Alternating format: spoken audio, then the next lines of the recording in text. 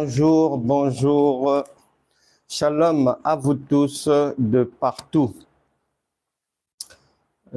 Africa, Europa, Asia, America, Francia, Australia. Vraiment, bonjour, bonjour, Océania. Shalom à vous. Pacifica, bonjour, bonjour, soyez bénis. Nous sommes toujours ensemble et nous sommes de plus en plus nombreux. C'est une joie de nous retrouver ici. Selon les chiffres donnés par YouTube, nous sommes désormais plus de 78 000 à suivre les cours de Franck Cana, École de la foi révélée, et d'autres nous rejoindront encore au fur et à mesure. Donc, que tu sois libre penseur, chercheur, chrétien, intellectuel, pasteur, homme, femme de Dieu, choriste, quoi que ce soit, si tu veux en savoir plus sur la parole, si tu veux aller plus loin avec la parole, si tu ne veux pas enseigner aux gens des faussetés, si tu ne veux pas maudire les gens, leur transmettre la mort avec des faux enseignements, avec de la nourriture pour enfants pendant 30 ans, 40 ans, qui finit par rendre les gens malades, des vies accidentées. Si tu veux éviter cela, eh bien, Daniel 12, verset 4, nous avait déjà prophétisé que dans les temps de la fin, maintenant là, la connaissance augmentera parce que sans connaissance, il n'y a pas d'avenir. Et quand on parle de connaissance, la vraie connaissance, pas le blablabla ou mais commenter des versets bibliques ou faire du bruit. Non, non, non, non, non, non. Non, la vraie connaissance. Ce qu'on appelle enseignement, puisque Dieu est un enseignant dans la pensée de Dieu, pas des hommes. Et donc, tu as ta place ici, prends place. Vous pouvez encore partager, inviter, mais les autres qu'ils viennent, parce que ici, l'objectif de nos enseignements, c'est de respecter l'orientation divine qui dit en 1 Corinthiens chapitre 13, verset 11, que si quelqu'un devient enfant de Dieu, il doit obligatoirement aller de la période de l'enfance et à l'âge adulte. Mais pas que, en respectant scrupuleusement le fait que l'être humain, quand il grandit, au fur et à mesure qu'il grandit, il abandonne ce qu'il faisait quand il était enfant. Et donc, c'est une anomalie, c'est une erreur, c'est-à-dire quelque chose d'anormal, que depuis ta conversion, il y a 15 ans, il y a 20 ans, il y a 8 ans, jusqu'à aujourd'hui, tu fais les mêmes choses. Tu pries, tu jeûnes, tu fais des veillées spirituelles, nuit de la traversée, ceci, cela. Tu ne respectes pas la parole. Et je te renvoie à 1 Corinthiens chapitre 13, verset 11, et plus Hébreux chapitre 5, verset 12 à 13. Donc, ça ne va pas là. Tous ces égarements ici, on fait de notre mieux pour les effacer. Donc, sois le bien et la bienvenue. Et nous allons donc poursuivre avec toujours des objectifs très précis. Ici, chez nous, nous ne nous réunissons pas en touristes. Nous ne nous réunissons pas pour de l'abstrait, non. À chaque fois que nous montons à table, c'est pour que la parole, qui est la nourriture divine, qui est spirituelle et surnaturelle, puisse résoudre les problèmes que nous avons dans la vie quotidienne. Voilà, très clair. Les objectifs de Dieu, c'est que la parole, Psaume chapitre 107, verset 19, nous sommes en difficulté, nous sollicitons le secours de Dieu.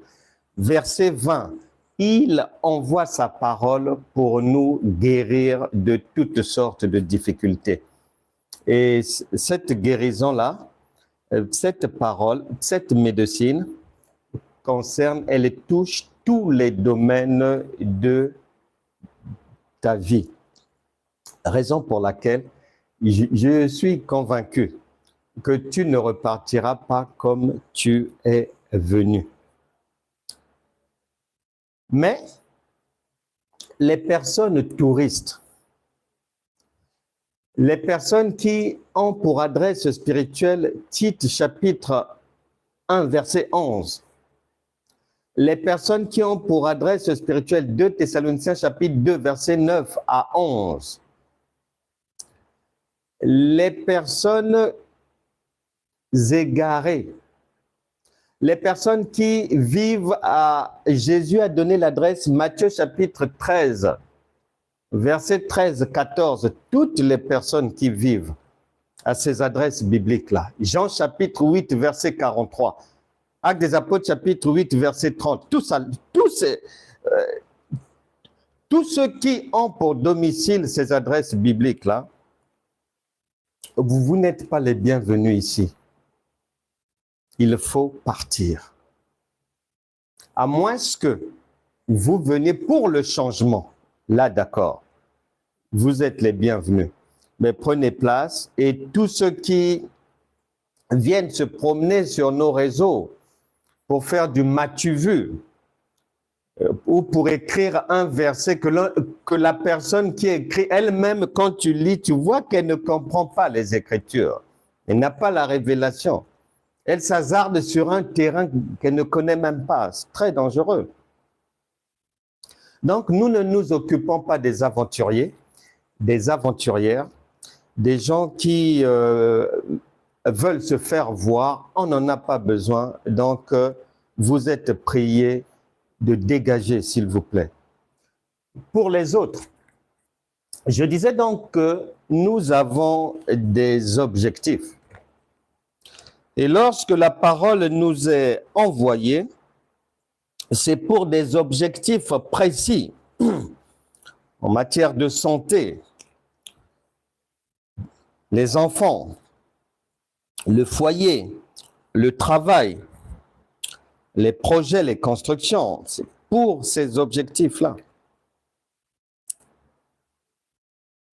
Et la Bible déclare « Mon peuple périt à faute de connaissance ». Beaucoup de chrétiens souffrent. Beaucoup de chrétiens souffrent. Mais ils ne savent pas que cette souffrance-là, la Bible précise que si quelqu'un ne fait pas comme Dieu a prescrit, tu te retrouveras dans des problèmes. Mais comme les gens veulent prendre des raccourcis, comme les gens sont aveuglés, les gens sont sourds, comme les gens n'ont pas la connaissance qu'il faut, ils vont continuer à souffrir. Je vais t'énumérer ici rapidement des problèmes de certaines personnes. Et sur terre ici, nous passons par les mêmes difficultés. L'un va rencontrer la difficulté en 2015, une autre personne rencontrera la difficulté en 2018, une autre personne en 2021, et ainsi va la vie. Maintenant, la Bible dit, en Proverbe chapitre 27, verset 12, que l'homme prudent, il voit le mal. Dans ce cas de figure, cette parole de Proverbe chapitre 27, verset 12, à ton attention, veut te faire comprendre par là, le Saint-Esprit, que, écoute bien, pour que tu puisses, mais comprendre pourquoi ce problème était arrivé dans ta vie, pourquoi c'est arrivé dans ta maison, peut-être l'enfant, comment faire pour sortir de cette difficulté? Il faut bien écouter parce que peut-être que tu es passé par là, ou tu passes aussi par là, ou bien ça viendra plus tard, mais un homme averti en vaut deux, le Saint-Esprit, par ma bouche, t'aura déjà indiqué ce qu'il y aura lieu de faire lorsque la difficulté se pointera dans ta maison. Il y a plusieurs personnes qui ne dorment pas, et qui sont harcelées, persécutées, pas de sommeil, mauvais rêves, des cauchemars. Il y a des gens, dès qu'ils essaient de fermer les yeux comme ça, moins de 5 minutes, c'est-à-dire, on vient soit le gifler, on vient soit un coup de marteau, personne obligé de se réveiller. Ou bien un gros chien l'attaque, saute sur la personne et tout. Beaucoup de gens ne dorment pas à cause de ces choses. Et ce que je te cite là, ce sont des difficultés des gens qui sont chrétiens, pas des païens chrétiens. Et la plupart chrétiens de très longue date. Il y a beaucoup de gens jeûnant, priant, disant, pasteur, j'ai du mal à finir avec l'impudicité. D'autres ont du mal à finir avec la pornographie. D'autres, malgré les jeûnes, les prières, ils ont du mal à prendre congé de la masturbation. Il y a quelqu'un que j'ai entendu et la personne dit que, en tout cas, c'est difficile dans sa vie de travailler même une année au même endroit. Et hormis cette personne-là, j'ai un ami qui un jour m'avait confié que, écoute, est-ce que tu trouves normal? En tout cas, je ne peux pas faire plus de 3 mois dans un boulot. Je lui avais demandé, mais comment? Il dit non. C'est-à-dire, quand on m'embauche, je bosse. Obligatoirement, dans les semaines qui vont suivre, il y a un endroit, on m'avait accusé de vol, un collègue, alors que je n'avais rien fait. À un autre endroit, un collègue m'avait provoqué et j'étais obligé de me battre avec lui pour me défendre. On m'a renvoyé. À un autre endroit, on m'a accusé que de tous ceux qui travaillaient dans le groupe, celui qui faisait le travail le plus médiocre, c'était moi. On m'a mis dehors. Donc, il m'a cité, il m'a dit, je ne comprends pas. Je n'arrive pas jamais à faire plus de 3 mois dans un job. Et beaucoup de personnes vivent ça. Et j'ai écouté cette personne me dire que moi, je ne fais pas plus d'une année dans un boulot. Obligé de changer à chaque fois, changer à chaque fois, changer à chaque fois. L'instabilité professionnelle, déséquilibre. Je connais beaucoup de gens qui étaient en bonne santé. À partir du moment où la personne s'est mariée, une personne me disait que depuis le jour de son mariage, la santé n'est pas bien. Malade, hôpital, maison, hôpital, maison, hôpital, maison. J'ai écouté un chrétien qui a constaté que dans leur famille, il y a une maladie héréditaire. Mais cette maladie-là ne touche pas tout le monde, uniquement ceux qui viennent en deuxième position. 2. Chez les parents, deuxième position. Chez les enfants, la deuxième personne. Chez les enfants des enfants, la deuxième personne à chaque fois. Ils ont jeûné, ils ont prié, ils ont tout fait. Ils ont demandé à Jésus de venir à leur secours. Ils ont fait tout ce qu'ils pouvaient faire, mais il n'y a pas de changement. Il y a des gens, et un jour j'ai entendu quelqu'un qui a été victime de l'inceste. Et son enfant aussi, plus tard, victime de l'inceste, et l'enfant de l'un des enfants aussi, victime de l'inceste. Il y a des gens qui vivent ces situations-là. Ils ont prié, ils ont jeûné, mais une dame sage, sans problème avec les gens, elle n'a rien demandé. C'est le mari qui va vagabonder. Elle est chrétienne. C'est le mari qui allait vagabonder. Ils ont 3 enfants ensemble. Le mari est allé vagabonder et lui a ramené le sida à la maison.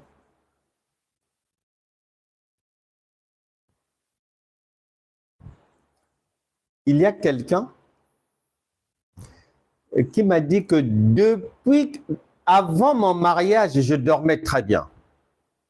Mais depuis que je me suis marié, en tout cas, l'insomnie est devenue mon partage. J'ai tout fait. Je suis allé voir le médecin, aller à l'hôpital, prier, jeûner, demander à Jésus de venir me secourir. Rien à faire. Bref, toutes ces situations-là, la Bible déclare,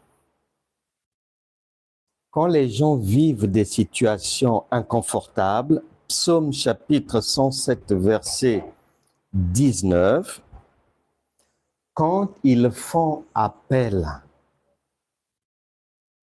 pour recevoir le secours divin, il est dit que Dieu envoie sa parole pour sortir chacun de nous de ces difficultés-là. Tu es là, tu m'écoutes. Je sais que tu es peut-être chrétien, chrétienne, je sais. Mais je sais aussi que chrétien, chrétienne ou pasteur, sans l'épreuve divine, ça ne veut rien dire.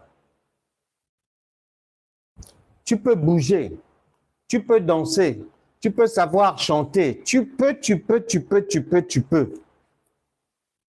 Ça ne veut rien dire. Jésus a dit, attendez d'abord. Et regardez quels seront les fruits quels sont les résultats que leur marche dite chrétienne vont produire. Est-ce que le fait qu'ils disent qu'ils sont chrétiens leur permet de résoudre leurs difficultés? Ou bien, leur vêtement de chrétien, c'est comme une veste qu'on porte et qui vous accompagne partout dans les difficultés. Jésus dit, moi, ma parole, elle est toujours envoyée pour sortir quiconque des difficultés. Et le Saint-Esprit dit, si vous remarquez des gens demeurant dans les difficultés, malgré, vie en dents de scie, difficulté, va-et-vient. Les problèmes ne s'achèvent jamais. Mauvaise nouvelle permanente. Le Saint-Esprit dit, ces gens-là, peu importe leur titre, leur nom, enfants de Dieu, fils de Dieu, brebis, pasteur, apôtre, peu importe le nom, prophétesse, prophète. Quand vous voyez ces choses comme ça, quand vous voyez que quelqu'un vous dit que je suis avec lui et que de l'autre côté, sa vie est faite de larmes, sa vie est faite d'accidents, une vie cabossée, les vies des enfants sont courbées, sachez que leur adresse, c'est 2 Corinthiens chapitre 11, verset 4, leur adresse spirituelle. 2 Corinthiens chapitre 11, verset 4. Et Dieu n'est pas un homme pour mentir. Bien-aimé, peut-être que tu habites à 2 Corinthiens chapitre 11, verset 4, sans le savoir. Et tu te poses des questions. Pourquoi ces problèmes-là viennent toujours dans ta vie? Et tu accuses même le diable. Et tu accuses les collègues, les amis. L'Écriture te dit, vérifie d'abord 2 Corinthiens chapitre 11, verset 4, plus 2 Corinthiens chapitre 13, verset 5. Tu y verras plus clair. Et nous sommes ici pour te permettre d'y voir plus clair. Dans cet enseignement, cours 520, Franck Canet, École de la foi révélée, niveau 3e année, chapitre 7, la paix, c'est-à-dire, si quelqu'un dit qu'il est chrétien, il doit obligatoirement vivre dans la paix. Or, la paix veut dire que tu n'as pas de bagarre à faire. Tu n'as pas de guerre à livrer. Puisque Jésus a dit, en Jean chapitre 14, je vous laisse la paix, je vous donne ma paix. Donc voilà, soit on est né de nouveau et on est là, ou soit on croit être né de nouveau. Voilà. Et on n'est pas là. C'est pour ça que la vie est cabossée, bousculée, beaucoup de vent, beaucoup de tempêtes, faut faire beaucoup de veillées, beaucoup de nuits de la traversée, beaucoup de marathons de prière. Il faut souffrir comme en Égypte. Nous ici, c'est la paix, 3e cours. Les morts en Christ ressusciteront.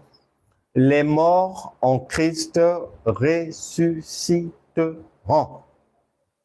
Pour répondre aux questions qui m'ont été posées, on va prendre une première cartouche, puisque j'espère que tu es censé savoir que la parole de Dieu est une arme. J'espère que tu le sais. Et cette arme-là, pour que tu en tires profit, il te faut des munitions. Mais sans munitions, même un cafard, il t'écrase. Prenons une première munition pour ne pas marcher comme des insensés dans ce pays, dans le royaume de Dieu. Actes des apôtres, chapitre 19, verset 9. Mais, virgule, comme quelques-uns restaient endurcis et incrédules, décriant devant la multitude la voix du Seigneur, virgule, il se retira d'eux, virgule, sépara les disciples, virgule, et enseigna chaque jour dans l'école d'un nommé Tyrannus. C'est l'apôtre Paul. Il dit que il a enseigné chaque jour dans l'école d'un nommé Tyrannus. nus. On m'a posé la question. Je prends aujourd'hui cette question parce qu'elle est fondamentale et très, très importante. C'est le commencement du commencement. Si quelqu'un, un dicton dit, il ne faut jamais louper le départ. Et si on loupe le départ, tout ce que l'on fera comme effort par la suite, ça sera pour du vent. On m'a posé la question. Puisque Dieu a un langage caché, il se cache. Comment faire pour parvenir à interpréter les Écritures et comprendre Dieu, c'est-à-dire avoir la révélation? Réponse. On vient de lire Actes des Apôtres, chapitre 19, verset 9. Dieu est un père. Un père, il encadre ses enfants. C'est un pédagogue. Une mère, elle éduque ses enfants. C'est de la pédagogie. Ce sont des enseignements, des instructions. Dieu, quand il se fait chair, Jésus, il a opéré en tant qu'enseignant. Donc, toute parole de Dieu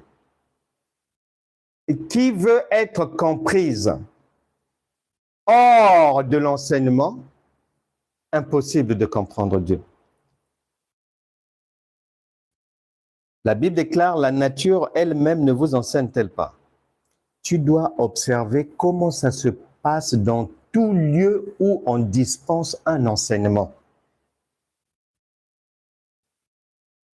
Actes des Apôtres 19, 9 dit que Paul, comme les autres apôtres, comme Jésus lui-même, comme les autres, c'était des enseignants.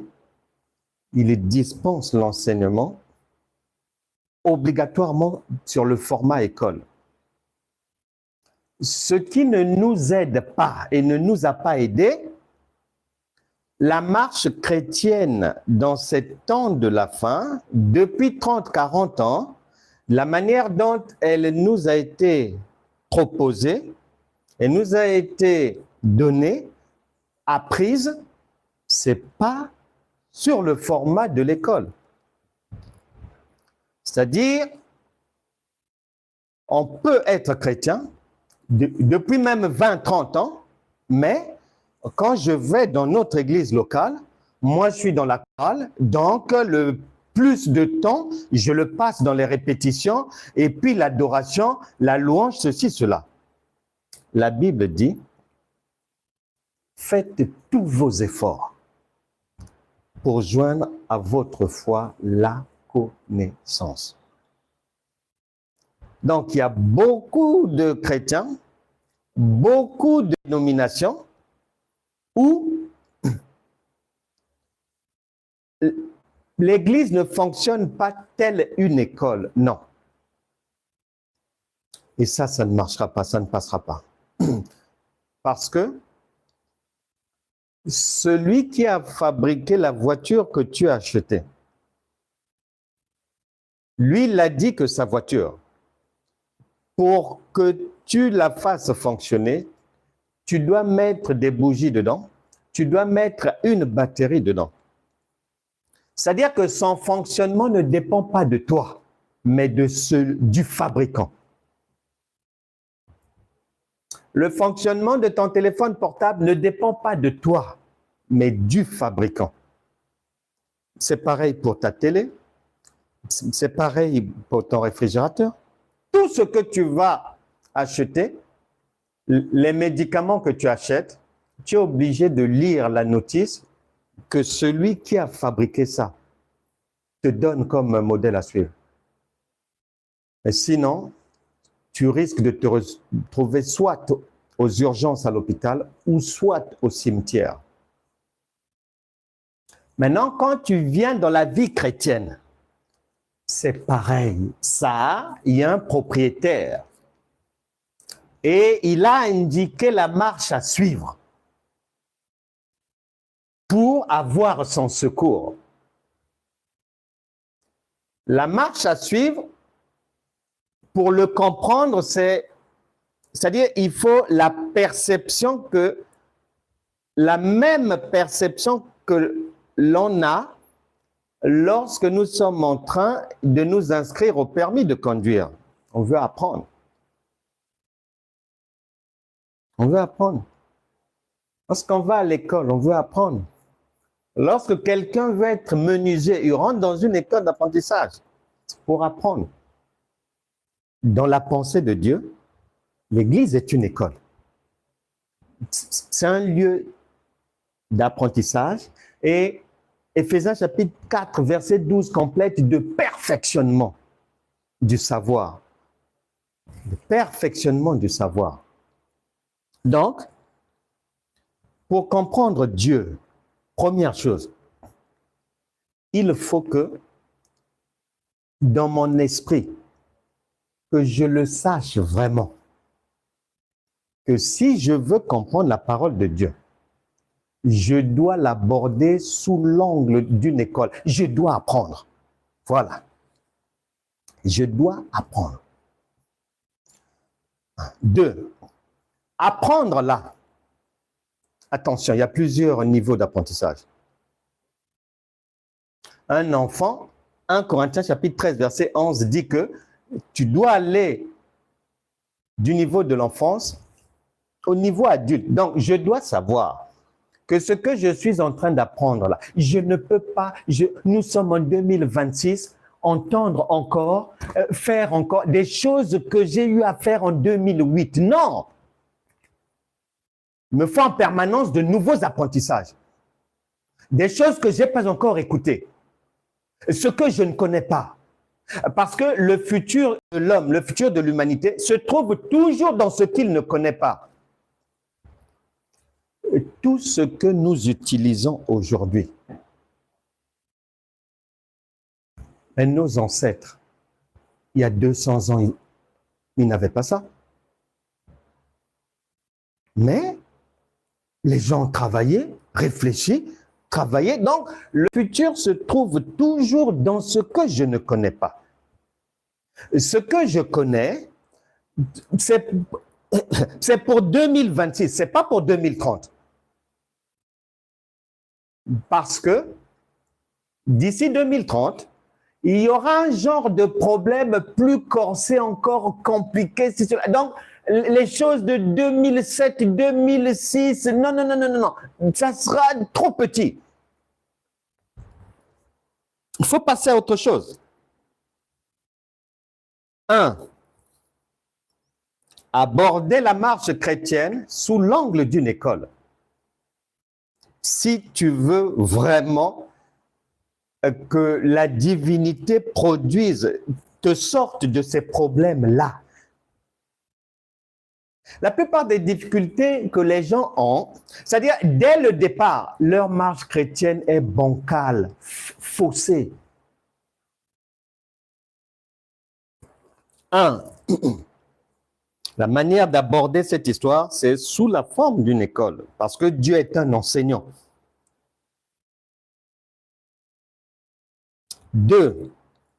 L'enseignement veut dire que il faut que ce que je vais apprendre change, ça soit modifié.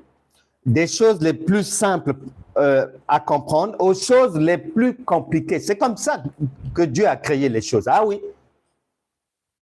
Un enfant de 5 ans, quand il te voit conduire une voiture, ceci, cela, l'enfant de 6 ans, 7 ans, il va te dire, ah, mais papa, comment vous faites pour conduire la voiture et tout? Si tu conduis, par exemple, un poids lourd, les routiers, oh, les jeunes, quand ils voient ça, ils se disent vraiment, c'est terrible, surtout les véhicules, les gros et grands véhicules poids lourds, mais canadiens par exemple, avec bien décoré, ceci, cela. Les jeunes, ils aiment ça, ils se disent, mais comment vous faites pour parvenir à... Mais quand il aura 30 ans, il va le faire, il va conduire. C'est ça. Mais avant, il trouvait que c'était vraiment difficile. Mais quand il a grandi, il trouve que c'est petit. Est-ce que c'est parce que quelque chose est compliqué et qu'il n'est pas allé vers le permis poids lourd? Non. Mais la plupart des chrétiens, ils fuient ce qu'ils ne comprennent pas. C'est très dangereux. Ça, c'est pour rester dans une vie chrétienne qu'à niveau. Et Dieu n'a pas prévu ça. Le cerveau doit travailler. Et troisièmement, comment tu peux, parce qu'on m'a posé la question, mais comment tu vas savoir que ça, ce que tu entends là, ce qu'on a dit à l'église, ce qu'on vous enseigne là, comment tu vas savoir que c'est pour les enfants ou c'est pour les adultes? Réponse. Pour les enfants, c'est tout verset biblique ou toute prédication ou tout enseignement que n'importe qui peut comprendre. Que ça soit une personne qui a pris 3 verres de whisky JB, tu lui montres le verset, il lit, il comprend ça comme toi tu as compris. Tu prends un jeune de 16 ans, il n'est pas chrétien, tu lui montres le verset, il comprend ça comment? Il comprend ça comme toi tu as compris en français de France. Tu ramasses un païen, quelqu'un qui n'a jamais même entendu parler des versets bibliques, il n'a pas de Bible, il ne connaît pas ces choses-là, mais il sait lire.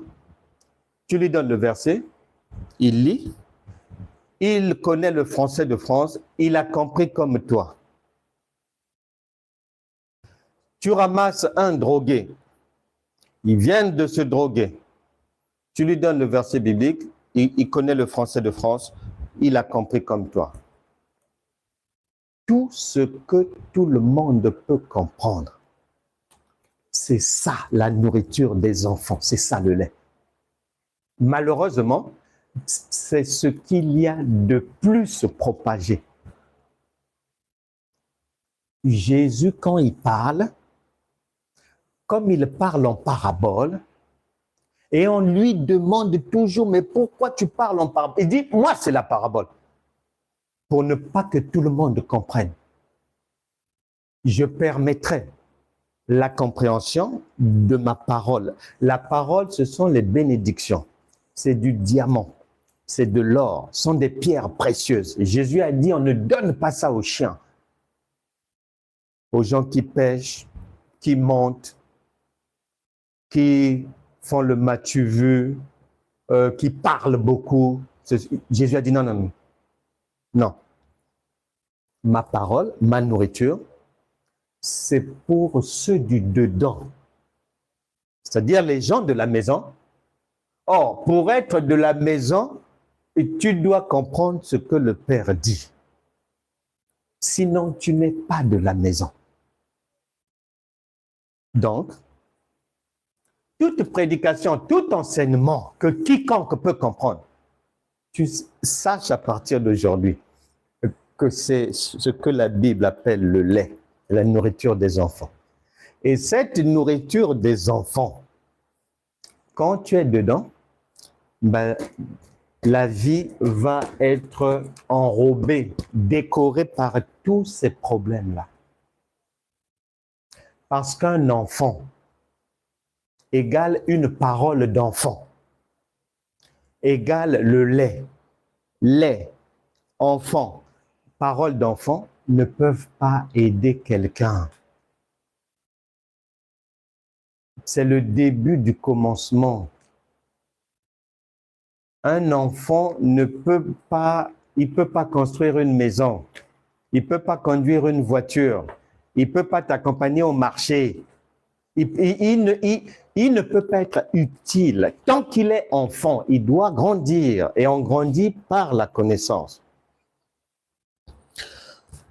Donc, il y a cet élément-là à bien savoir. Il ne faudra pas dire, ah oui Seigneur, mais je ne savais pas que mais ta parole était vraiment... Mais on te dira, mais tu n'avais pas entendu que Pilate t'avait dit, voici l'homme, et que cet homme, c'est la parole. Et un homme, tu connais comment il se construit? Il commence enfant, et après il devient adulte. Et dans sa marche, il va des choses les plus simples, et après aux choses les plus difficiles. Tu ne savais pas ça? Ensuite,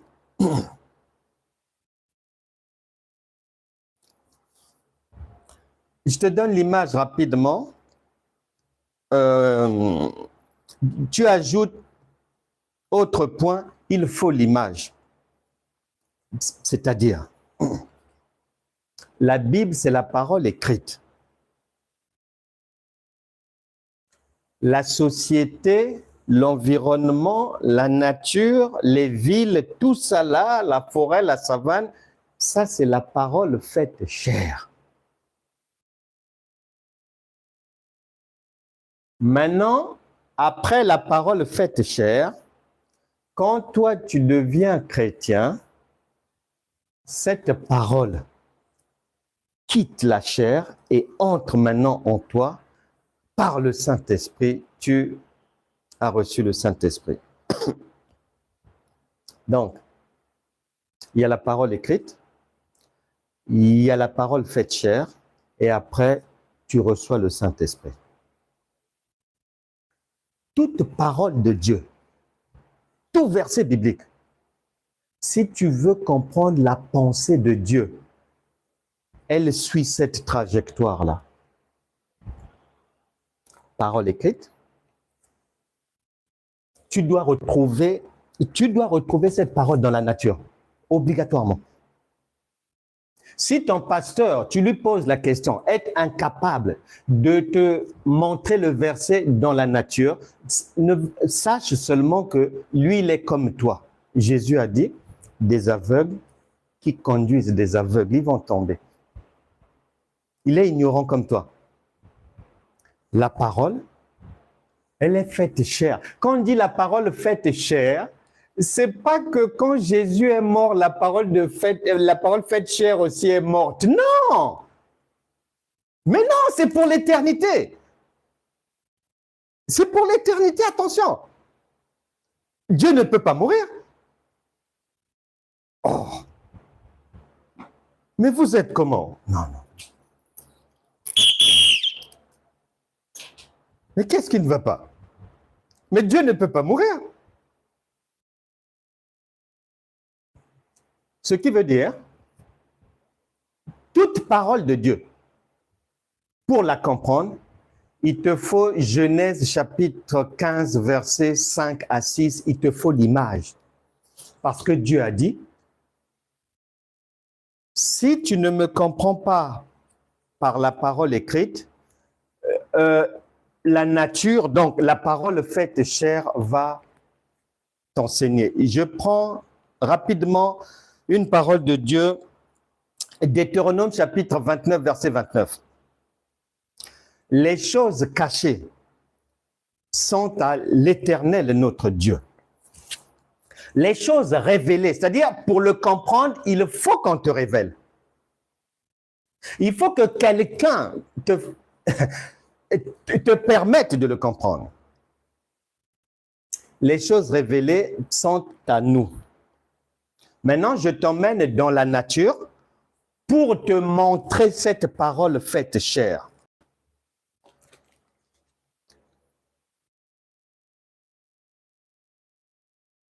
Ça, c'est la parole de Dieu, c'est Dieu. Tu sais, tout le monde sait. Dieu est une autorité. C'est le pouvoir suprême. Dieu est une autorité, est un père. Dans la famille, le père est l'autorité familiale. La mère aussi est une autorité parentale. Maintenant, quand tu sors de la parole écrite, Deutéronome chapitre 29, verset 29, je t'emmène maintenant dans la parole faite chair, je t'emmène, c'est-à-dire toucher concrètement cette parole. Elle est réelle, tout verset biblique est réel. Même si le temps est le futur, Dieu est un Dieu du présent. D'éternité en éternité, il est Dieu. Ton cerveau a l'obligation de mettre le passé au présent, le futur, de tout ramener. Si tu ne le fais pas, tu t'égares. Dans la parole faite chair, je t'emmène par exemple à la mairie. J'ai dit que Dieu est une autorité. Une maman est une autorité. Un père, c'est une autorité. Si je t'emmène dans une mairie, nous voulons rencontrer monsieur le maire. Il est impossible que toi et moi, on rentre dans la mairie comme ça là, mais qu'on aille directement voir le maire. C'est impossible. Dieu c'est pareil. Tu dois passer par, c'est-à-dire il faut que quelqu'un, le Saint-Esprit, te facilite de l'accès. Il faut qu'une secrétaire, il faut qu'un chargé du protocole. Obligatoirement, tu ne peux pas quitter de chez toi, tu prends tes pieds et que tu ailles voir l'autorité qui est monsieur le maire directement comme ça. Non. Mais la parole de Dieu, c'est pareil. Tu veux voir le président Macron, tu prends tes pieds. C'est impossible qu'il te montre son visage directement. Non. C'est pour ça que la Bible dit, Dieu est un Dieu qui se cache. Les hommes mettent en pratique la pensée de Dieu. Une autorité, tu ne peux pas directement comme ça la voir. Non, il y a un rendez-vous à prendre. Il faut qu'on puisse t'introduire. Il y a le protocole. Il y a une marche à suivre, obligatoirement. C'est pas comme ça, tu te réveilles comme ça et puis que, je vais chez le roi du Maroc, allons-y. Et que tu vas voir, c'est pas possible. Dieu, c'est pareil. Maintenant, une fois que tu as compris Deutéronome 29, 29, sous la forme réelle de la parole faite chair, maintenant cette compréhension-là, tu l'emmènes, tu viens l'archiver dans ton cœur et ton cerveau. Tu ne peux plus l'oublier. Et c'est cette compréhension-là qui va faire que tu pourras facilement reconnaître le lait, tu pourras facilement reconnaître la nourriture solide, tu pourras facilement reconnaître un vrai enseignement de ce que quelqu'un appelle enseignement, mais qui n'est pas un enseignement. Tu pourras facilement reconnaître si ce que le pasteur dit, si lui-même il a compris ce qu'il dit. Tu pourras reconnaître. Donc voilà, il y a un cheminement, c'est une école. Si tu ne conçois pas ça, la parole de Dieu sous l'Ecclésia, sous la forme d'école, de scola, non, ça ne marchera pas. Parce que le propriétaire, le modèle à suivre, la notice d'utilisation le dit. Autre chose encore à retenir. Je vais vite parce que dans plusieurs enseignements, je rentre dans les détails. Donc, je vais vite. Autre point, tu écris, tu ne peux pas comprendre Dieu sans questionnement. Non, le principe de l'enseignement, l'enseignant, il va toujours chercher à vérifier si ceux qui ont écouté ont compris. Et ceux qui écoutent, ils doivent poser des questions à l'enseignant obligatoirement. C'est pour ça que tu verras, tout au long du ministère de Jésus, il n'y a pas un jour que Jésus fait sans qu'on lui pose une question. Et lui aussi, il n'y a pas un jour où il ne pose pas de questions. Mais quand l'Ecclésia est prise de manière traditionnelle, sous la forme, je prends mes pieds, je vais là-bas, je m'assois, je danse, je bouge, je loue, j'adore mon Dieu. Après, j'écoute la prédication. On appelle ça soit prédication, soit enseignement. Il y a plusieurs noms. J'écoute. Bon, je ne sais même pas si... Il n'y a pas une obligation de compréhension, non. J'écoute. Des fois, je somnole. Des fois, je pense au message sur mon portable qui entre.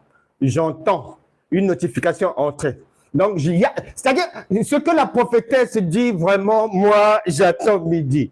J'ai déjà faim. Quand on finit, j'attends la prière. Et on va prier. Je prie. Je prie. Je chasse. Je prie.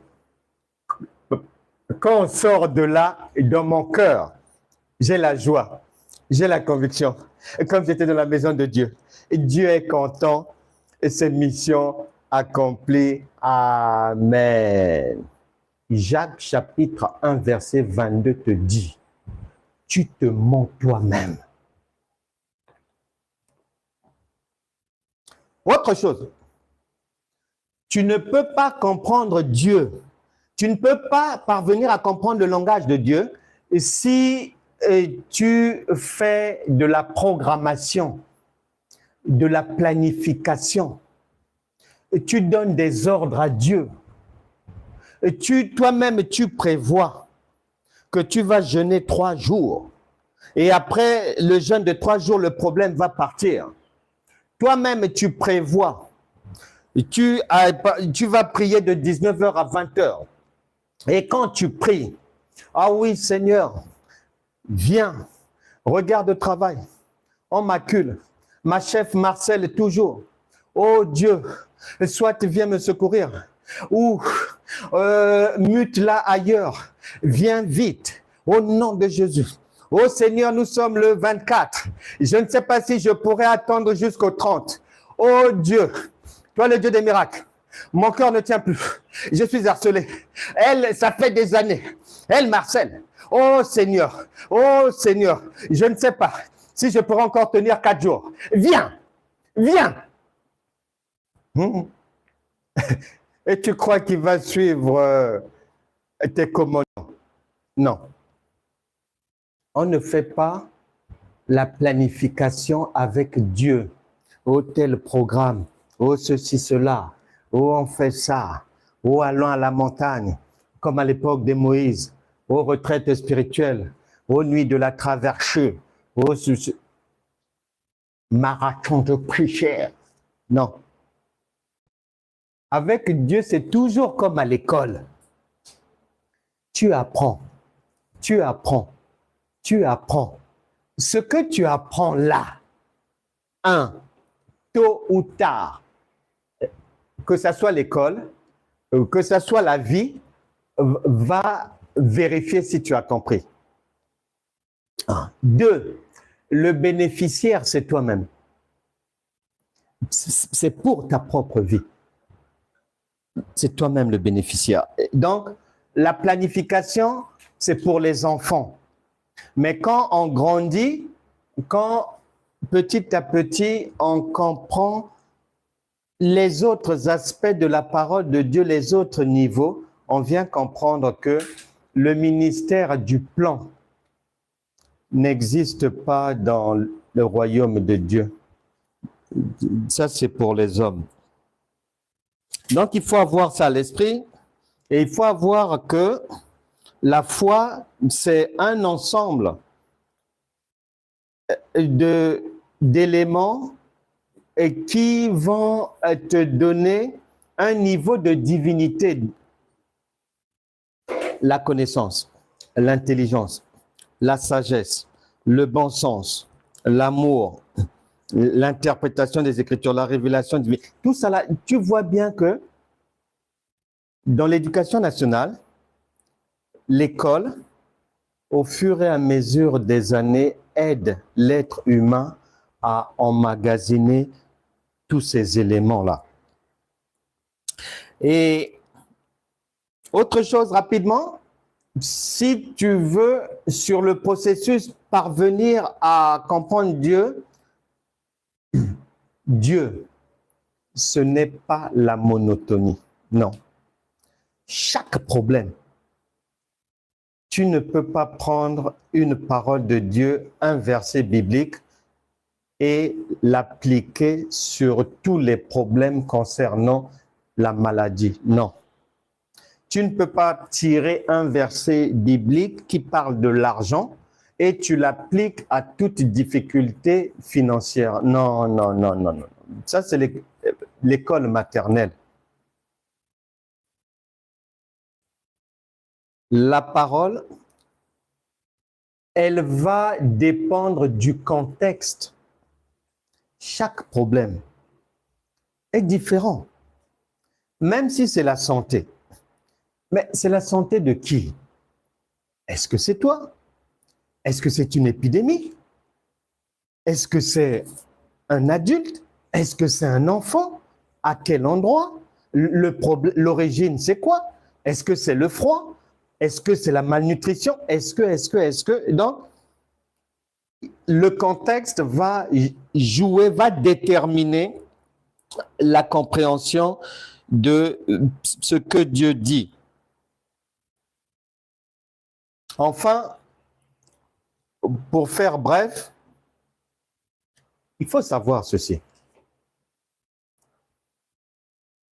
Une maman, un papa,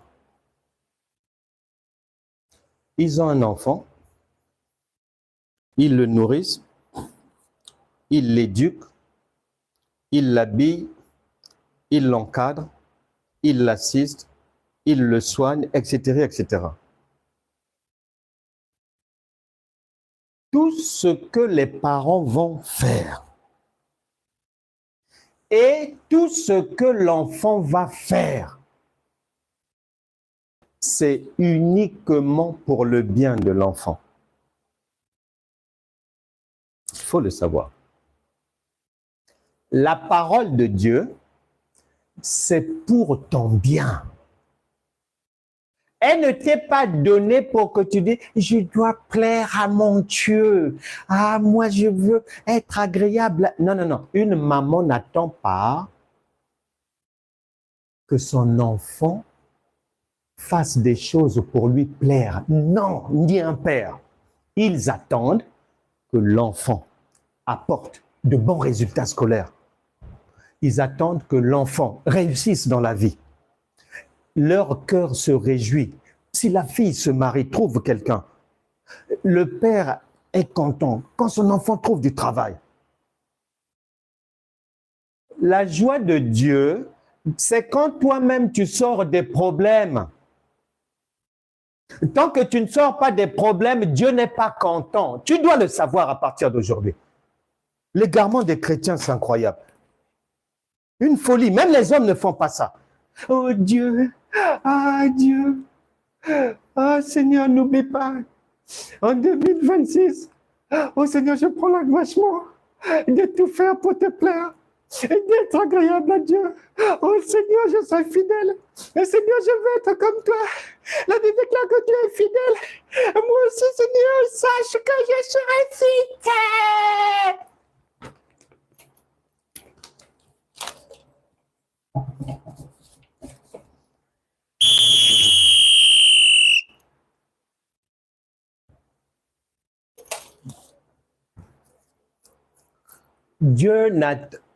La Bible dit que Dieu n'attend rien d'un homme. C'est normal, un parent n'attend pas que l'enfant fasse des choses pour lui plaire. C'est lorsque l'enfant réussit dans la vie, c'est derrière ça, il y a la joie du parent. Lorsque toi, Eric, lorsque tu tombes dans les amourettes avec Nati et que il y a votre mariage, maman est contente, mais papa est content. Bon, dans vos amourettes là, quand vous serez chez vous, nuit de noces, Quand vous serez dans les embrassements, est-ce que maman sera là-bas?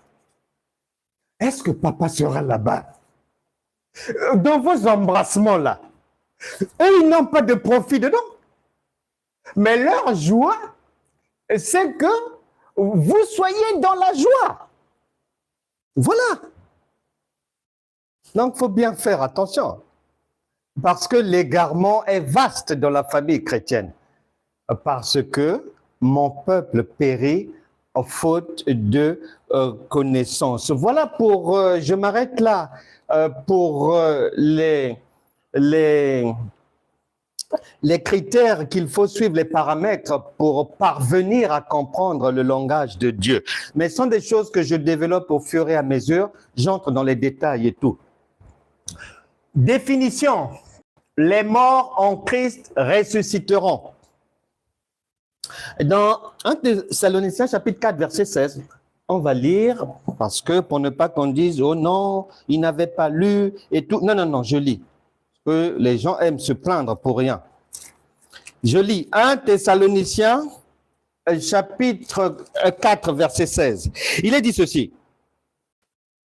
Car le Seigneur lui-même, virgule, a un signal donné, virgule, à la voix d'un archange et au son de la trompette de Dieu, virgule, descendra du ciel, virgule, et les morts en Christ ressusciteront premièrement.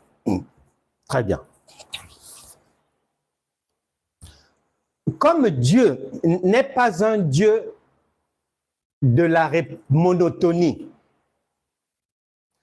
comme Dieu ne peut pas envoyer les gens tous dire et faire les mêmes choses, comme Dieu est un Dieu du progrès, du changement et du mouvement, moi, pour aider, parce que celui qui enseigne, il a la responsabilité de tout faire par des voies et moyens pour faire en sorte que tous ceux qui l'écoutent, peu importe leur niveau d'instruction, qu'ils puissent le comprendre, qu'ils puissent comprendre la parole. C'est pour ça que dans ma manière d'enseigner, je fais comme Dieu, tantôt d'une manière, tantôt d'une autre, sagesse infiniment variée. Pour que peu importe le niveau, que chacun puisse au fur et à mesure, comprendre la pensée de Dieu. Et dès le départ, ce que je fais pour aider les gens, comme moi-même je suis ancien dans la famille chrétienne, il y a des choses que j'ai retenues aussi, c'est que, en général, je peux dire à 90%, les prédications ou enseignements, les titres qui sont donnés et ce que la personne va dire, tout ça là, en général, c'est du lait. Ou bien, c'est à l'opposé de la pensée de Dieu. La personne donne ses propres pressentiments et tout, travaille avec sa propre intelligence et ses propres particularités. Donc, pour aider les gens, j'aime bien donner au titre de mes enseignements des versets bibliques, des passages bibliques, parce que je sais que la plupart des gens comprennent ça de travers. Parce que, en général, dans la famille chrétienne, il n'y a pas l'interprétation des Écritures. Et aujourd'hui, j'ai pris les morts en Christ ressusciteront. Et nous, on avait toujours, par 1 Thessaloniciens 4, 16, Les morts en Christ ressusciteront, c'est un temps futur. Que nous sortirons du cimetière.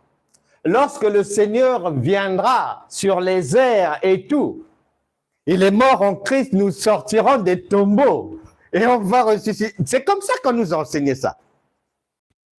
Mais, avec le temps, en vérifiant Actes des Apôtres, chapitre 17, verset 11, vérifie. Je suis venu comprendre qu'en fait, ce qu'on nous avait appris là, et qui jusqu'à présent est distribué partout, ça c'est le lait. C'est un enfant qui pense que Dieu est dans le futur. Les morts en Christ, ça là, dans la pensée de Dieu, à l'âge adulte, ça veut dire l'enfant de Dieu, le chrétien, ça. Les morts en Christ, ça veut dire les chrétiens. Ressusciteront, ça veut dire, dans la pensée de Dieu, n'échoueront jamais, ne peuvent pas échouer, ont toutes les armes pour réussir, ont toutes les armes, toute situation. Dites que c'est fini.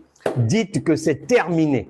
Dites que vous ne pouvez plus. Monsieur, votre dossier, on ne peut plus le prendre. Monsieur, vous êtes arrivé un jour après la date butoir.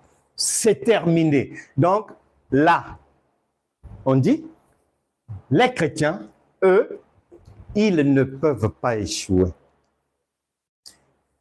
Démonstration, puisque, selon Hébreux chapitre 1, verset 11, 11 verset 1 plutôt, la foi, ferme assurance des choses que l'on espère, mais qu'il faut démontrer. Et en général, dans la famille chrétienne, il n'y a pas de démonstration. Or, la démonstration, c'est ça. Il faut démontrer.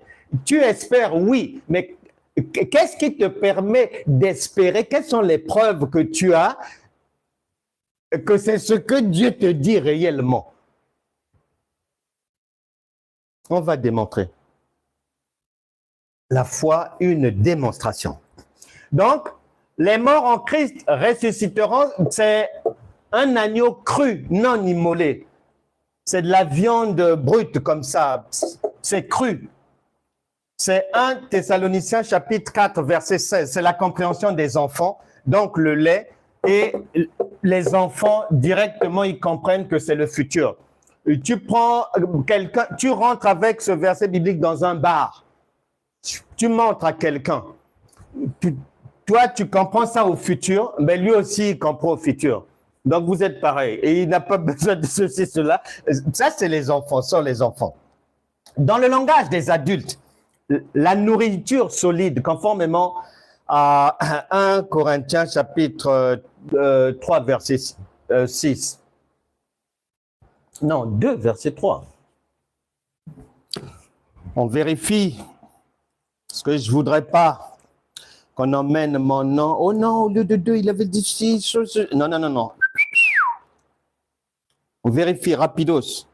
1 Corinthiens chapitre 3 verset 2. Je vous ai donné du lait, virgule, non de la nourriture solide, virgule, car vous ne pouvez la supporter et vous ne le pouvez pas même la présent, parce que vous êtes encore charnel. Charnel veut dire vous êtes encore des enfants. Or, la nourriture solide laisse le futur pour celui qui est dans la nourriture solide. Il sait que d'éternité en éternité, Dieu est là. En 1820, on est venu trouver Dieu et ils sont partis. En 1945, les gens qui sont nés sont venus trouver Dieu. Ils sont peut-être partis. En 2026, les gens qui sont nés sont venus trouver Dieu. Donc, il est toujours là. Il est toujours au temps présent. C'est pour ça que la Bible déclare, Matthieu chapitre 22, verset 32, plus Luc chapitre 20, verset 38, Dieu n'est pas le Dieu des morts, mais des vivants. Donc, toujours au présent. La compréhension des adultes dit que nous sommes morts au péché. Mort en Christ, là, c'est pas mort physique. C'est pas mort spirituelle, non. C'est nous avons quitté le péché. Et tu étais fumeur. Tu deviens enfant de Dieu. Tu es mort à la cigarette et tu as mis la cigarette à la poubelle.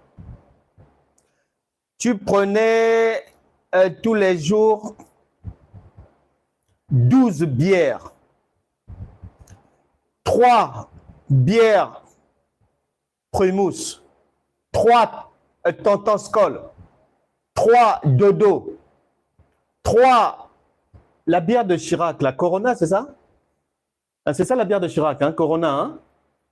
Ouais, 3 Corona, la bière de Jacques Chirac, etc., etc. Tu deviens chrétien. Le Saint-Esprit te convainc du péché. Tu abandonnes. C'est-à-dire que tous les amis de la biéramycine, tu leur dis ciao, bye bye. Donc, en ce qui concerne la biéramycine, tu es mort. On ne te verra plus là-bas. Tu n'es plus dans cette vie-là. Voilà, c'est ça. Et Luc chapitre 15, verset 32. Le fils prodigue, son père dit à ses amis, mon fils qui est en train de revenir là, regardez-le bien, il était mort. Et il est revenu à la vie, la résurrection. Jean chapitre 8, verset 51 nous dit, Jean 8, 51, vient confirmer cela en disant, Jean 8, 51, en disant, Jean 8, 51, en vérité, virgule, je vous le dis, virgule, si quelqu'un garde ma parole, il ne verra jamais la mort. Donc, toujours dans la vie. Donc, rien à voir avec la mort physique. Tu reçois la parole, tu es dans la vie. Donc, ce n'est pas la mort physique pour les adultes. Preuve, tu sais que la Bible déclare que Dieu, il n'y a rien de nouveau. Dieu ramène ce qui a été. Et il a ramené quoi? Il a ramené ce qui était au commencement. Au commencement, Genèse chapitre 1, à partir du verset 1, il y avait les ténèbres à la surface, l'obscurité. C'était le noir total, le chaos. Mais c'était la mort. Et ensuite, il y a eu que la lumière soit et la lumière fut. La vie. Donc, tu étais païen dans les ténèbres, tu passes au Seigneur, tu rentres dans la lumière de Dieu. Tu étais païen, spirituellement mort, tu te convertis, tu deviens vivant. Et Luc, chapitre 5, verset 33 à 39, plus Matthieu 28, 20, viennent confirmer encore que Christ, ce n'est pas le futur, mais c'est le présent, c'est là. Je suis avec vous tous les jours jusqu'à la fin du monde. Genèse chapitre 1, dès le départ, dès que tu es au commencement, Dieu fait quoi? Il nous met, c'est-à-dire, cette parole-là, dans la parole faite chair, c'est la femme enceinte. Au commencement, il y avait les ténèbres à la surface. Et quand une femme est enceinte, l'enfant est dans les ténèbres de l'obscurité du ventre de maman. Il est dans le noir. Il est complètement dans les ténèbres.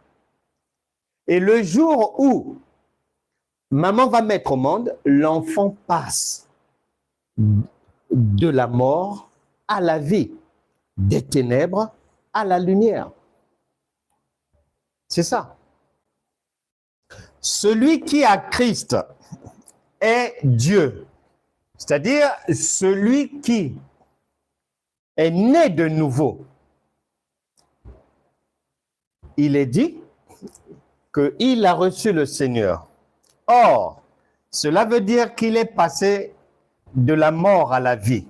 Cela veut dire que ce n'est plus toi qui vis, c'est lui qui vit en toi. Galates chapitre 2, verset 20.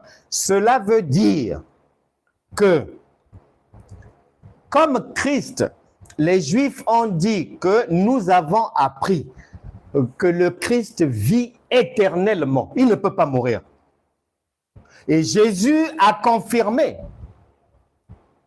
Jean chapitre 11, verset 25, il a confirmé que la résurrection, c'est moi. Or, quand il dit la résurrection, c'est moi, il est dans la vie. Il est vivant. Donc, ce qui veut dire, les objectifs de toute conversion, les objectifs de la venue de Christ dans ta vie, du Saint-Esprit, eh bien, très simple, c'est faire de toi ce qu'il est, Dieu. C'est pour ça que Jésus dit en Jean chapitre 14, 12 que vous ferez de plus grandes œuvres que moi. Et c'est pour ça que en Job 22, chapitre 2, on t'explique bien qu'une fois que tu as la divinité, tu ne travailles plus pour quelqu'un. Il est dit que le Père n'attend rien de toi, mais en fait, tout ce que tu vas faire, même si c'est pour faire plaisir au Père, le bénéficiaire, c'est toi-même. Tout ce que maman va faire pour l'enfant, tout ce que papa va faire pour l'enfant, le bénéficiaire, c'est l'enfant. Le cœur des parents va se réjouir lorsque il y aura des avancées dans la vie de l'enfant. Donc, bien aimé, la Bible déclare, ne te relâche pas à faire le bien. Quand tu fais le bien, en fait, par abus de langage, par compréhension de la lettre, du lait, on appelle ça « je donne à Dieu ». On appelle ça « j'adore Dieu ». On dit « je loue le Seigneur ». Mais en fait, à la fin, le bénéficiaire, c'est toi-même. C'est moi. C'est pour ça qu'on ne doit pas se lasser de faire le bien. Appelle ça comme tu veux, donner à Dieu, soutenir l'œuvre de Dieu, aider les orphelins, aider les ministères. Appelle ça comme tu veux. Mais la Bible te fait comprendre, à la fin, le bénéficiaire, le vrai, ça sera toi. Voilà, c'est pour ça que ne vous relâchez pas, mais continuez à faire le bien. Et si vous pouvez aussi continuer à soutenir notre ministère, vous pouvez faire des dons, des offrandes. Il y a les coordonnées bancaires sur YouTube, Facebook, et vous en serez in fine le vrai bénéficiaire. Et Dieu ne peut pas mentir. Lorsqu'on donne à Dieu, lorsqu'on donne pour Dieu, lorsqu'on fait pour les autres, Dieu nous fait comprendre que ma fille, mon fils, à la fin, le vrai bénéfice, mais ça sera pour toi-même.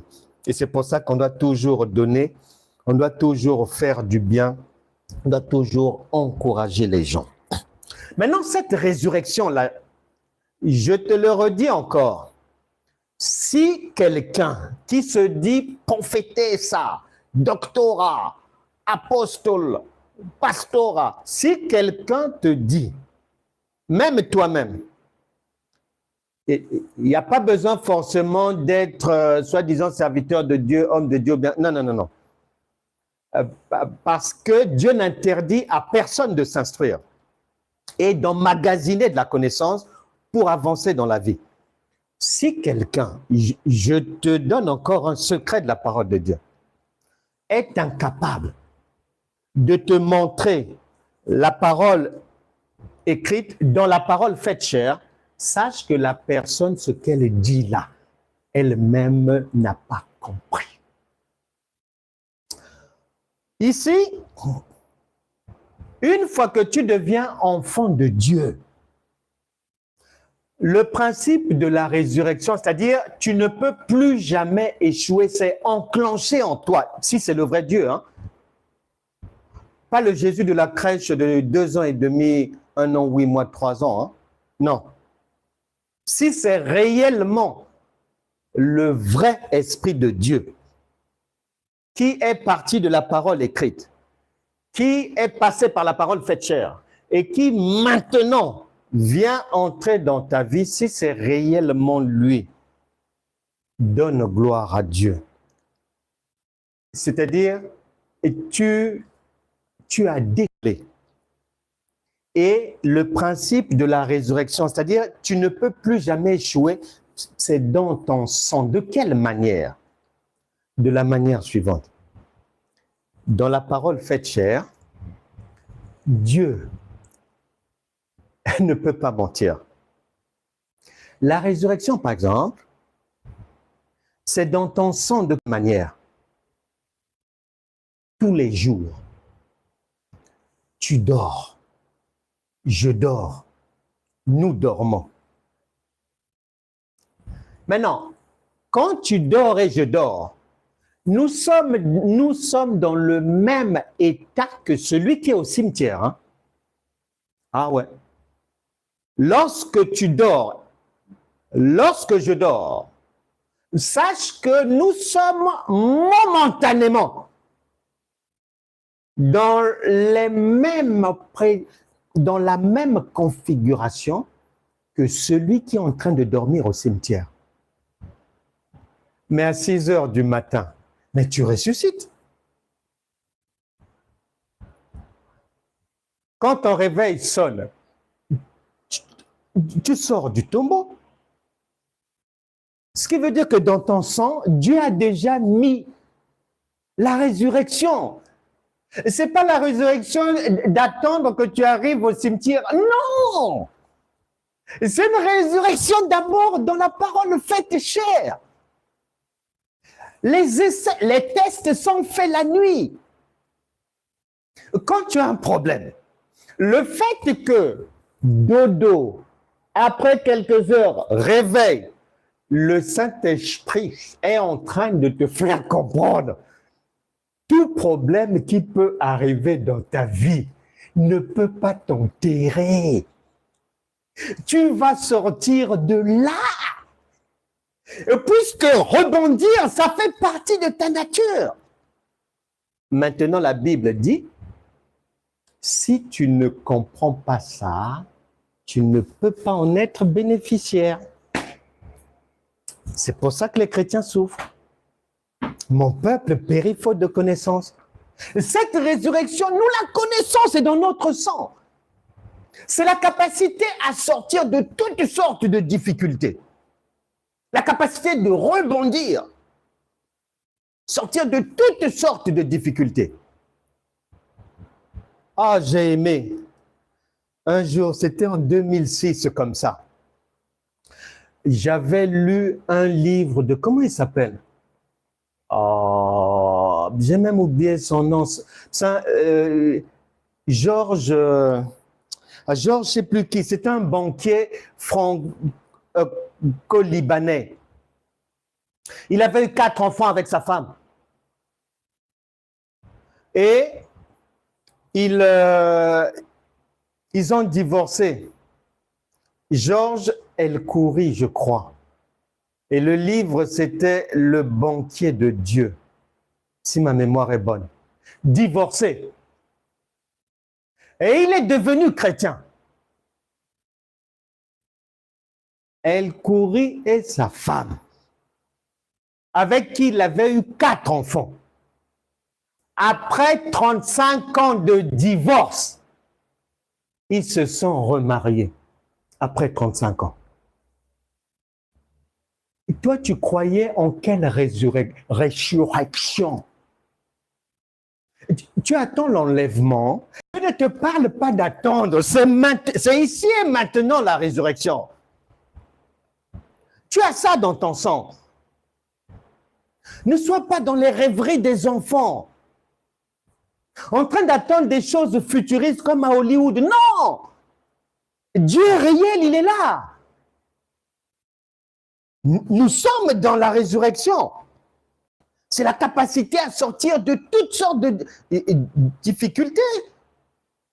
Tu dors, tu te réveilles. Tu meurs provisoirement, tu te réveilles. Ben alors, tu cherches quoi encore?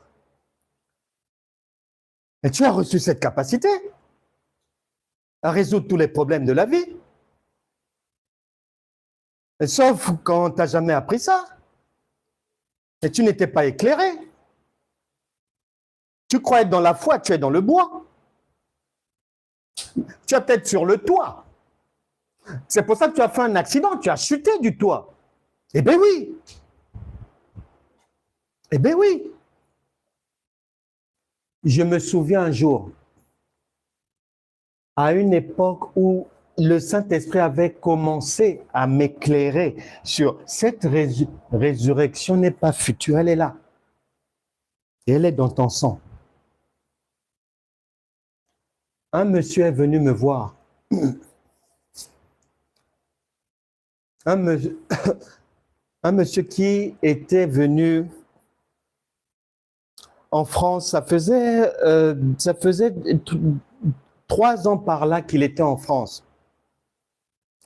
Maintenant, dans le passé, il avait eu un enfant, un garçon, avec une fiancée. Maintenant, la fiancée était venue en France. Ils avaient déjà rompu ensemble. Et la fiancée était venue en France depuis quelques années avant lui. Et elle était venue avec leur garçon en France. Et le monsieur, son problème, c'était que quand il est arrivé, il a dit à la dame, tu as quand même vécu un peu avec l'enfant, mais donne-moi aussi l'enfant. Je vais aussi, vu que j'ai passé quelques années sans l'enfant, je veux quand même partager du temps avec l'enfant. Elle a injurié parce qu'elle avait épousé quelqu'un qui avait quand même un peu d'argent. Madame est devenue orgueilleuse. Pour elle, le monsieur, le père de l'enfant, c'est un va-nu-pied. En plus, il vient de la Chavade africaine. Waouh! Injurié, méprisé. Tu es qui? Tu te crois où? Tu te prends pour qui? Tu sors d'où? Donc, le monsieur, comme il était en France depuis pas trop longtemps, bon, donc lui aussi, comme madame était avec un riche et tout, donc ça l'a intimidé, quoi. Et il a laissé tomber. Et Et un jour, il m'a vu quelque part. Et après, il est venu pour m'expliquer son problème. Il m'a expliqué le problème. Il voulait quand même vivre avec aussi son enfant. Je lui ai dit, d'accord, je vais réfléchir et on va voir. Écoute bien, hein? Au commencement, j'ai dit que j'avais appris maintenant que la résurrection, c'était pas là-bas. Non, elle était en nous. Je ne lui ai pas dit on va prier aussi. Non, non, non, non. Je lui ai dit je vais réfléchir. J'ai réfléchi. Et je l'ai appelé, viens. Maintenant, je lui ai dit, on va faire une lettre au procureur de la République et je vais lui expliquer la situation que tu traverses et lui va faire quelque chose. Elle a dit, ah bon? J'ai dit oui, t'inquiète pas. Mais moi, quand je le dis, dans mon cerveau, il y a ça. Je ne le fais pas comme ça. Non, non, non, non. Je suis relié à la résurrection. Je crois que la résurrection est dans mon sang pour résoudre toutes sortes de problèmes. J'ai écrit au procureur de la République de là où la maman vivait avec son mari. J'ai expliqué la situation, j'ai expliqué. À la fin, lui-même, il a signé. Je lui ai dit, tu postes avec accusé de réception, qu'ils reçoivent ça dans les plus brefs délais.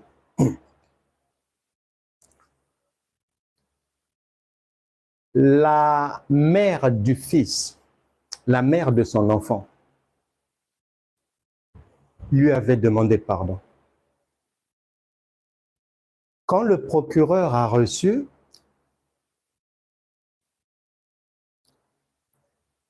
il a lu, le procureur, le même jour, a demandé aux gendarmes d'aller à telle adresse, qu'il vérifie si le père de cet enfant est là-bas. Si le père n'est pas à ce domicile-là, la mère doit dire, il se trouve où? Vous m'envoyez cet enfant chez son père. Quand les gendarmes ont frappé chez eux, la femme a eu peur. Qu'est-ce que... Ils ont tremblé. Et le monsieur a récupéré son fils. C'est ça. Maintenant, si tu ne le sais pas, tu vas perdre le temps dans les jeûnes, les prières. Ah, ma soeur, ah, on dirait que ton problème. Ah, il y a une garde d'enfants. Bon, tu as écrit à la juge. Oui, j'ai écrit. Ça donnait quoi? Ah, ben ça traîne et tout. Ah, mais on dirait. Ah, ton problème là, on dirait qu'il faut comment on appelle ça? Il faut bâtir un hôtel. Hein? Ah, ben cet hôtel-là, je dois faire quoi pour bâtir? Ah, ce genre de problème, enfant. La maman ne veut pas donner. Ça, c'est au moins 2500 $. Ah oui, des problèmes comme ça. Plus le problème monte, plus aussi l'hôtel doit être bien. C'est mon peuple périt faute de connaissances. Et quand les chrétiens disent que mon identité en Christ, non, ils ne savent pas de quoi ils parlent. Ils n'ont pas une identité en Christ. S'ils avaient une identité en Christ, ils n'allaient pas souffrir comme ça, jeûner, prier comme ça, sauter comme... Non, non, non, non. Mais puisqu'ils sont Dieu, un Dieu ne fait pas ça. La résurrection ne fait pas ça. Elle ne fait pas ça. Et je me souviens un autre jour, on était allé, on avait besoin d'un crédit pour un achat immobilier. Rendez-vous à la banque, on est allé, on fait la demande, refusé. La Bible déclare, Proverbe chapitre 16, verset 20, « Celui qui réfléchit sur les choses trouve le bonheur. » Est-ce que les chrétiens réfléchissent ou ils font du bruit? Quand il y a eu le refus, les jours qui ont suivi, je réfléchissais. Et le souvenir de comment j'avais aidé le monsieur pour récupérer son enfant, le Saint-Esprit m'a fait revenir ça. Applique ça. J'ai écrit à la directrice de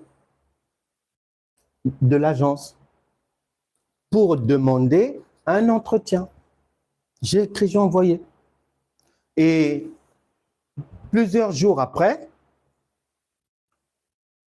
c'est la directrice adjointe qui m'a répondu en me disant que sa chef lui avait dit de me recevoir.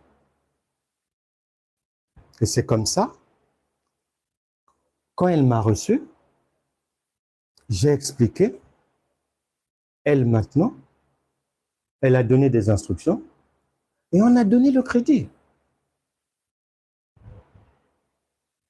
On a donné le crédit. Quand les gens souffrent, les gens forcent, les gens ils s'arrachent les cheveux, si cela, c'est mon peuple périt, c'est-à-dire faute de connaissance. Si tu as le Saint-Esprit qui est Dieu, tu deviens Dieu. Mais un Dieu ne peut plus souffrir. Il fait les choses par intelligence et sagesse. Intelligence et sagesse. Je ne sais pas quelle situation tu traverses. J'aimerais bien te dire des choses, des merveilles du Seigneur. Mais peut-être que tu as déjà faim. Il est quelle heure? Peut-être que tu as déjà faim. Oui, tu as déjà faim. Tu as déjà faim. Je voulais encore te dire quelque chose pour te faire du bien, mais tu as déjà faim. Je ne sais pas par quel problème tu passes. Tu as entendu. Et Jésus dit, si aujourd'hui vous entendez sa voix, n'endurcissez pas votre cœur. Peu importe la situation par laquelle tu passes, tu ne dois pas t'avouer vaincu parce que tu as reçu la vie en toi, c'est-à-dire la résurrection, la capacité à sortir de toutes sortes de situations, tout piège. Les peaux de banane, tu as la capacité de sauter. Tu peux même entrer dans un piège, mais tu as la capacité de rebondir, ressortir de là. Peu importe le nombre de mariages que tu as déjà connus, là où ça n'a pas marché, à partir de cette parole, ça marchera, c'est la résurrection. Si ce sont des problèmes financiers, sache qu'à partir de cette nourriture, de cette parole, tes problèmes vont être réglés. Tes problèmes vont être solutionnés. Ce qui nous fait défaut, c'est le manque de connaissance. Parce que c'est la connaissance qui permet à quelqu'un de ne pas souffrir, de ne pas fournir des efforts, de ne pas perdre le temps dans la vie. Une personne qui sait conduire sa voiture, elle ne souffre pas pour se déplacer. Mais si quelqu'un doit aller au travail parce qu'il ou elle n'a pas la connaissance de la conduite, tu vois bien que tu seras désavantagé par rapport à celui qui sait conduire. Il sort de chez lui, il prend sa voiture et puis hop, il est parti. Or, si toi, tu dois aller à l'arrêt de bus, après, tu changes, après, tu descends, tu marches 10 minutes pour prendre un autre bus, encore aussi cela, tu vois bien que c'est des souffrances supplémentaires. Et la connaissance est sacrée.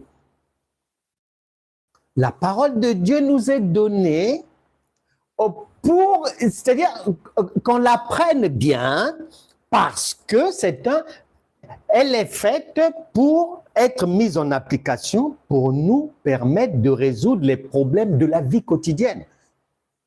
La parole n'est pas donnée pour que je suis né de nouveau, j'attends maintenant l'enlèvement, en attendant que Dieu arrive, je le loue, je lève, ça c'est de la folie. Mais non. Une maman n'attend pas que son enfant applaudisse pour elle. Elle attend le bulletin scolaire. Elle attend qu'ils viennent dire à maman que maman, enfin, j'ai trouvé une épouse. Voilà. J'ai eu mon diplôme. J'ai eu mon inscription à l'université en fac. C'est ça qui fait la joie de la maman. Mais le bénéficiaire, c'est qui? En réalité, c'est l'enfant lui-même. Apprends à partir d'aujourd'hui que la bonne nouvelle, elle est donnée pour résoudre les problèmes de ta vie quotidienne. Ça ne sera pas sur une planète là-bas. Non, il faut arrêter de rêver. C'est dans le quotidien. Problème au travail. Ta connaissance va te donner la méthode à suivre. Problème avec l'enfant. L'enfant te boude. L'enfant ne veut plus te parler. C'est la connaissance, la parole lumineuse que tu as emmagasinée qui va te proposer une idée pour passer de la guerre à la paix. Parce que la Bible déclare qu'il y a un temps pour toutes choses. Donc, quand les chrétiens disent que je suis en guerre, il y a des chrétiens, des chrétiennes qui ne parlent pas à leurs parents, qui ne parlent pas à leurs frères, qui ne parlent pas à leurs sœurs, au prétexte qu'il y a la jalousie dans la famille, au prétexte qu'ils sont contre moi, au prétexte que je suis chrétien, je suis chrétienne, donc ma lumière les dérange. Et ça fait 10 ans, vous ne vous parlez pas, 15 ans, vous ne vous parlez pas. Non, non, non, tu es un enfant. Non, non, non, non, non, tu ne peux pas mettre 5 ans, 6 ans, 10 ans et que le Saint-Esprit n'apporte pas une solution à ça. Non, non, non, non, non, non. Dieu ne peut pas mentir. Il a dit, il y a un temps pour toute chose. La guerre a commencé, d'accord, ok, d'accord. Mais sache que pendant qu'il y a guerre là, la parole te dit, prépare, emmagasine l'intelligence pour fabriquer la paix. C'est impossible que le Saint-Esprit, la divinité, t'encourage ou t'assiste dans soi-disant une guerre éternelle, un combat spirituel éternel. Non, Dieu ne peut pas mentir. Il ne peut pas se contredire. Il a dit, si c'est A, oui, A peut arriver. Mais si c'est négatif, obligatoirement, il faudra que les nuages soient remplacés par le soleil. Obligatoirement. Maintenant, si tu restes dans les nuages, dans les bourrasques, dans les tempêtes, éternellement, au prétexte que Satan veut en finir avec toi, non, non, tu t'es égaré. Dans votre église, vous ne comprenez pas la parole. Donc, asseyez-vous et continuez à suivre les enseignements et tout va bien aller. Un devoir pour finir, rapidement, puisque Dieu, c'est la pédagogie, c'est l'école. Pour le comprendre, il faut des questions. Devoir 34. Lisez attentivement Nombre chapitre 23, verset 19, qui dit « Dieu n'est pas un homme pour mentir ». Plus, Jacques chapitre 1, verset 16, 17. Il n'y a aucun nombre de variations, il n'y a pas de changement en Dieu. Quand il dit A, c'est A, B, c'est B. A ne va pas remplacer B, ou B ne va pas effacer A. Non, ça reste comme tel. Plus, Matthieu chapitre 24, verset 35. Vous pouvez tout effacer, tout annuler, mais les paroles de Dieu, impossible de les enlever, de les retrancher. Une fois que ça c'est lu attentivement, ensuite, lisez Matthieu chapitre 12, verset 36. Matthieu chapitre 12, verset 36 dit ceci. Il est dit ceci, « Je vous le dis, au jour du jugement, virgule, les hommes rendront compte de toute parole vaine qu'ils auront proférée. » Point. Au jour du jugement, les hommes rendront compte. C'est ce que dit Matthieu 12, 36. Allons maintenant, Jean chapitre 5, verset 24. Un devoir très simple. Jean 5, verset 24. Il est dit ceci. en vérité, virgule, je vous le dis, celui qui écoute ma parole, virgule, et qui croit à celui qui m'a envoyé, virgule, a la vie éternelle et ne vient point en jugement. On ne le jugera jamais. Ici, on a dit qu'il faut rendre des comptes. Ici, on veut dire, stop là, pas de jugement. Question. Y a-t-il une contradiction en Dieu? Deuxième question. Si la réponse c'est oui ou non, Justifiez votre pensée. très simple. Très simple. Très simple. Y a-t-il une contradiction en Dieu? Que la réponse soit oui ou que la réponse soit non, justifiez, argumentez. Un devoir libre. Tu m'envoies ton travail. Il y a le mail disponible. Et bien évidemment, je corrigerai ça toute discrétion. N'hésite jamais d'aller voir. J'ai publié sur ma chaîne YouTube Franck Canaille, Code de la foi révélé, où je te demande de t'abonner, de partager. Je publie des corrections de devoirs. Il faut aller suivre. Je publie aussi des corrections de devoirs. Lorsque la personne me donne l'autorisation de publier sa correction pour aider le plus grand nombre, pour que chacun puisse voir un peu. Mais comment on traite une question biblique et tout. Et toute cette connaissance-là, tu en as besoin dans le quotidien. C'est la connaissance que tu vas emmagasiner.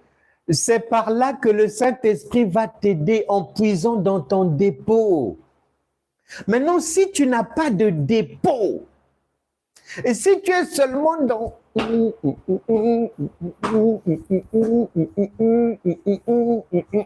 et que là, c'est vide, c'est pas bon.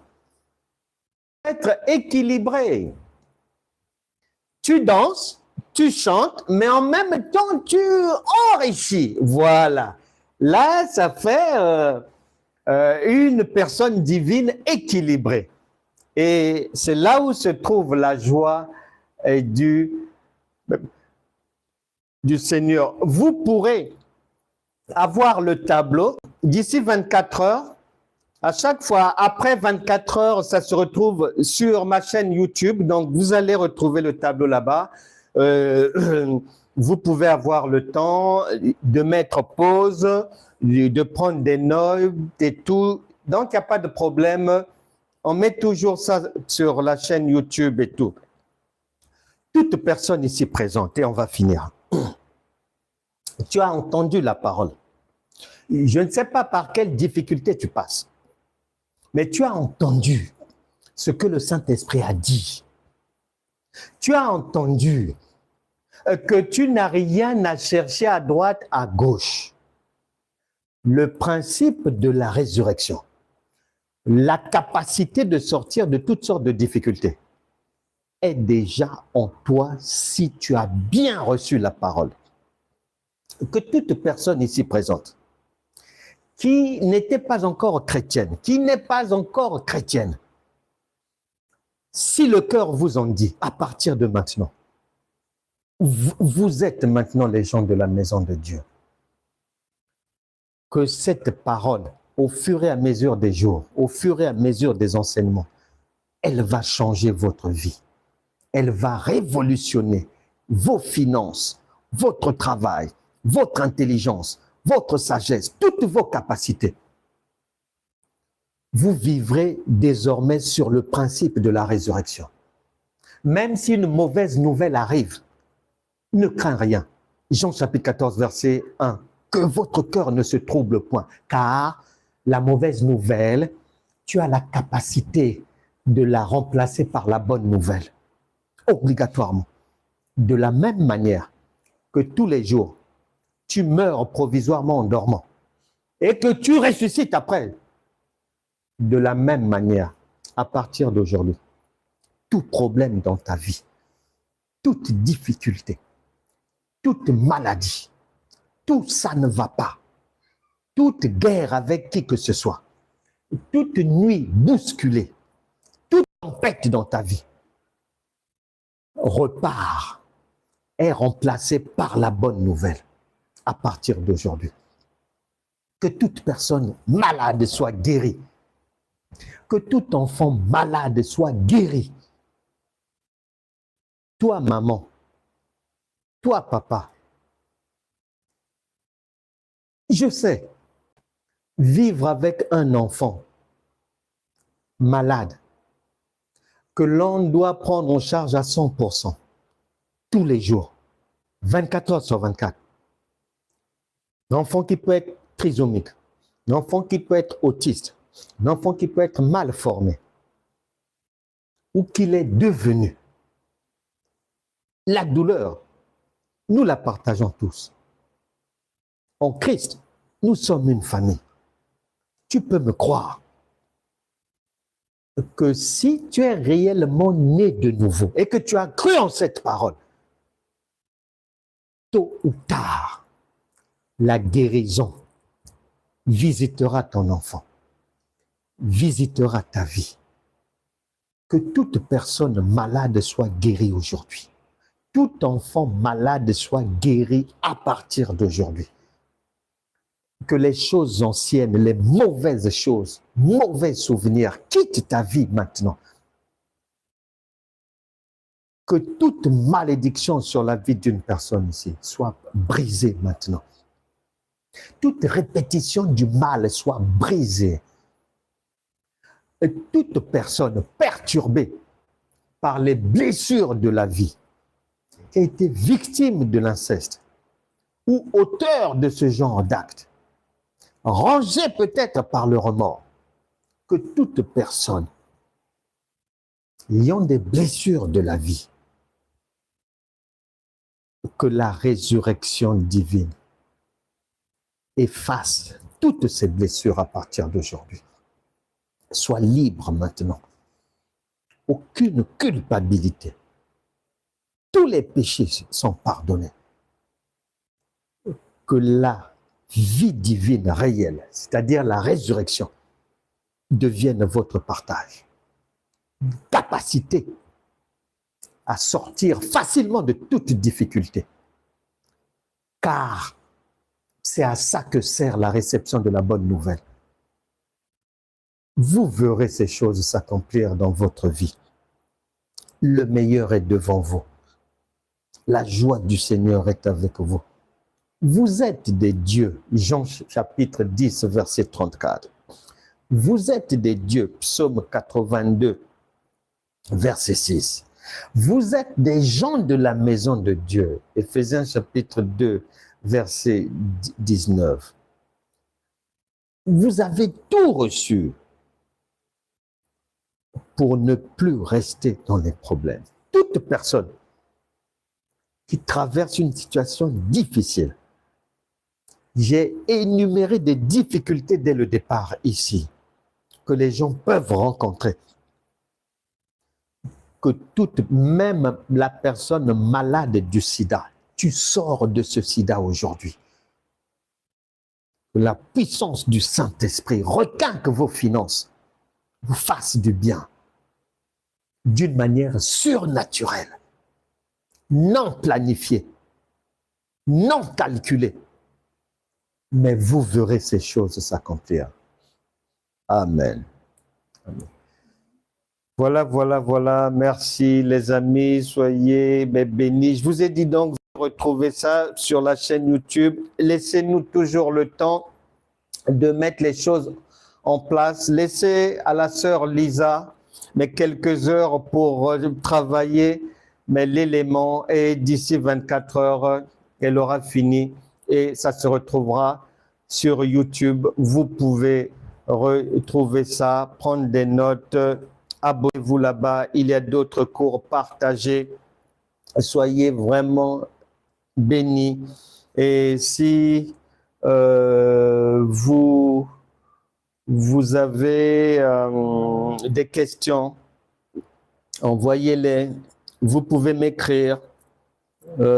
Si vous avez des demandes à faire, écrivez-moi en privé.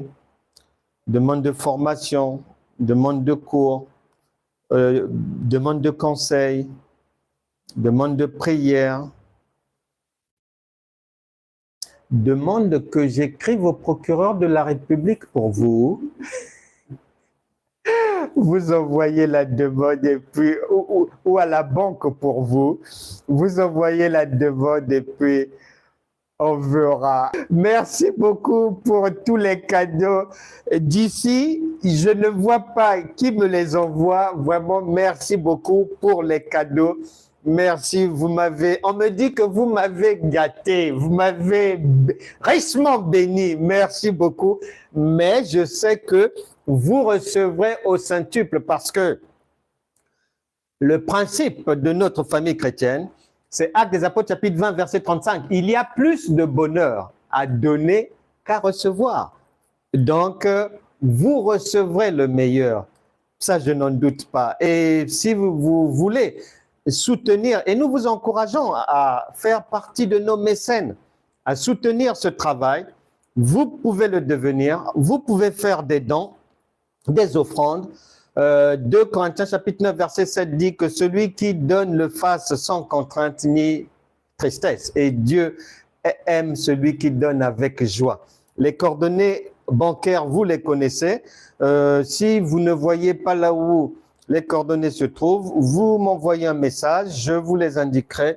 Vous pouvez faire des dons, des offrandes, devenir partenaire mécène pour encourager ce travail qui bénit beaucoup, beaucoup de gens. Nous sommes maintenant plus de 78 000, selon les chiffres de YouTube, dans cette école. C'est vraiment bien et beaucoup sont bénis, des serviteurs de Dieu, des servantes de Dieu, des libres penseurs, des chrétiens. Nous vous aimons, nous vous bénissons. On se retrouvera demain sur TikTok en matinée. Shalom.